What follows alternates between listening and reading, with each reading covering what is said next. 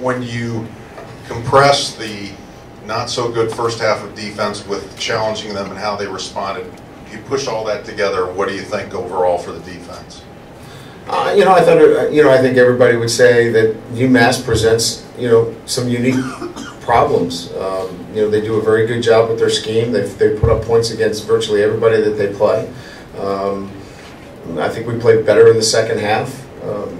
We transitioned out of option last week. Probably a little bit of a slow start, finished strong. So, all in all, a lot of things to work on, but I like the way we finished. You mentioned how important it was to get the young freshman some action. It looked like you made a conscious effort to get Josh Adams competitive game action. It was close when he was in there for process. Yeah, we wanted him early, touching the football for CJ. And again, I think, we had made that decision that even last week that we probably redlined CJ a little bit, and we had to really get Josh involved early, which we did, and then it was nice to see him run well. And then Dexter obviously is a very gifted player. We saw that today. He's got great speed.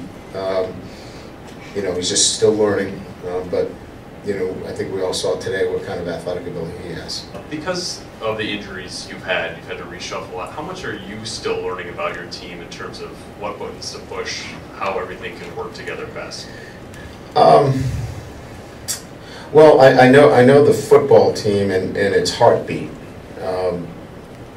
very well. I think we're still learning about certain players and what their strengths are. So I think that's a fair question as it relates to the kind of players they are and their skill set.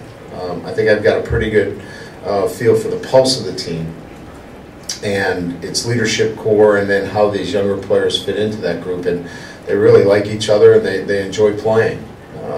It wasn't a flat team today. It was an excited team that played with a lot of energy. But I do agree that we're still kind of sorting out, the certain roles for the players on this football team. Is that something you feel like needs to be expedited from here, or is that just sort of a natural process when you're shuffling in so many guys due to injury? No, I think when we lost, when you lose your starting quarterback, and now we're still learning about the strengths of Deshaun Kaiser. We're still fitting certain plays and things that he likes. I immediately knew where to go after a couple of incompletions. We immediately flipped that script, and we're still learning about CJ and certain things. So I think you're absolutely right on that we're still learning about the players in particular that have had to come in and step in after these injuries, especially the tight end position now too.